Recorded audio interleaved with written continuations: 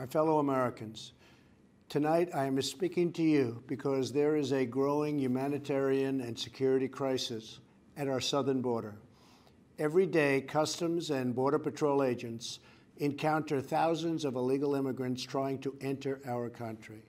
We are out of space to hold them, and we have no way to promptly return them back home to their country. America proudly welcomes millions of lawful immigrants who enrich our society and contribute to our nation. But all Americans are hurt by uncontrolled illegal migration. It strains public resources and drives down jobs and wages. Among those hardest hit are African Americans and Hispanic Americans. Our southern border is a pipeline for vast quantities of illegal drugs, including meth, heroin, cocaine, and fentanyl. Every week, 300 of our citizens are killed by heroin alone, 90% of which floods across from our southern border. More Americans will die from drugs this year than were killed in the entire Vietnam War. In the last 2 years, ICE officers made 266,000 arrests of aliens with criminal records, including those charged or convicted of 100,000 assaults, 30,000 sex crimes, and 4,000 violent killings. Over the years, thousands of Americans have been brutally killed by those who illegally entered our country, and thousands more lives will be lost if we don't act right now. This is a humanitarian crisis, a crisis of the heart, and a crisis of the soul. Last month, 20,000 migrant children were illegally brought into the United States, a dramatic increase. These children are used as human pawns by vicious coyotes and ruthless gangs. 1 in 3 women are sexually assaulted on the dangerous trek up through Mexico. Women and children are the biggest victims, by far, of our broken system. This is the tragic reality of illegal immigration on our southern border. This is the cycle of human suffering that I am determined to end.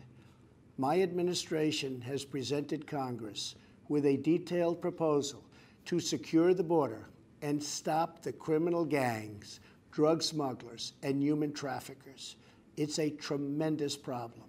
Our proposal was developed by law enforcement professionals and border agents at the Department of Homeland Security.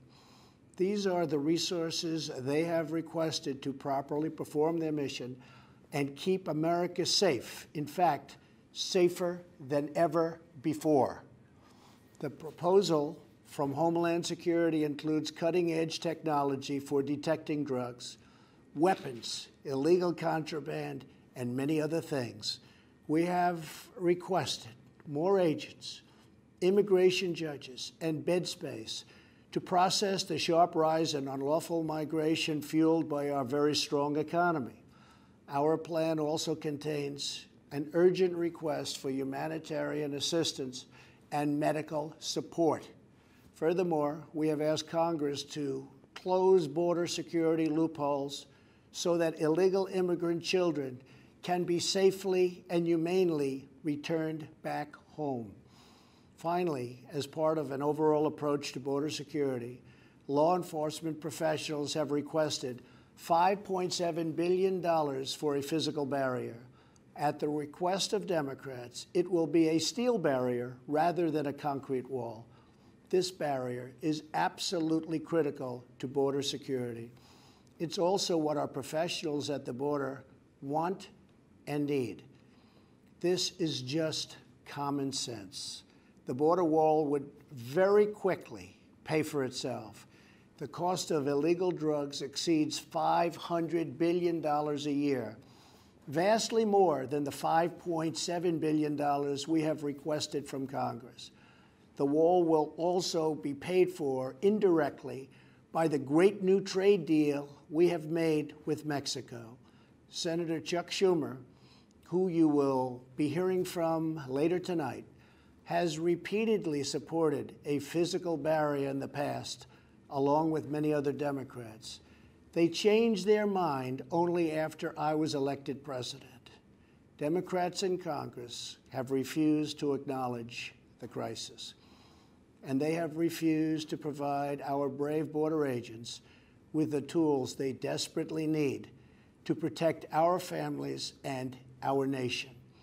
The federal government remains shut down for one reason, and one reason only, because Democrats will not fund border security. My administration is doing everything in our power to help those impacted by the situation. But the only solution is for Democrats to pass a spending bill that defends our borders and reopens the government. This situation could be solved in a 45-minute meeting. I have invited congressional leadership to the White House tomorrow to get this done. Hopefully, we can rise above partisan politics in order to support national security. Some have suggested a barrier is immoral. Then why do wealthy politicians build walls, fences, and gates around their homes? They don't build walls because they hate the people on the outside, but because they love the people on the inside. The only thing that is immoral is the politicians to do nothing and continue to allow more innocent people to be so horribly victimized. America's heart broke the day after Christmas when a young police officer in California was savagely murdered in cold blood by an illegal alien who just came across the border. The life of an American hero was stolen by someone who had no right to be in our country. Day after day, precious lives are cut short by those who have violated our borders. In California, an Air Force veteran was raped, murdered, and beaten to death with a hammer by an illegal alien with a long criminal history.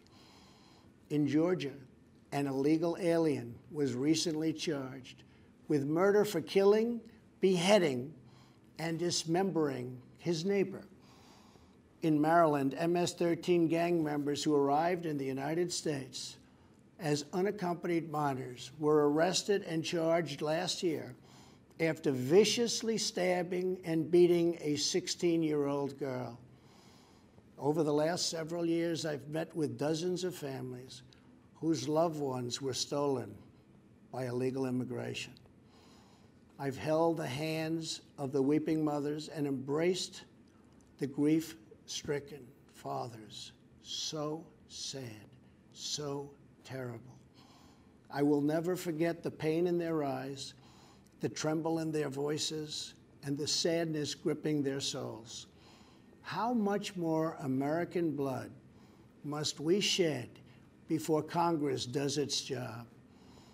To those who refuse to compromise in the name of border security, I would ask, imagine if it was your child, your husband, or your wife whose life was so cruelly shattered and totally broken. To every member of Congress, pass a bill that ends this crisis. To every citizen, call Congress and tell them to finally, after all of these decades, secure our border. This is a choice between right and wrong, justice and injustice. This is about whether we fulfill our sacred duty to the American citizens we serve. When I took the oath of office, I swore to protect our country, and that is what I will always do. So help me God. Thank you and good night.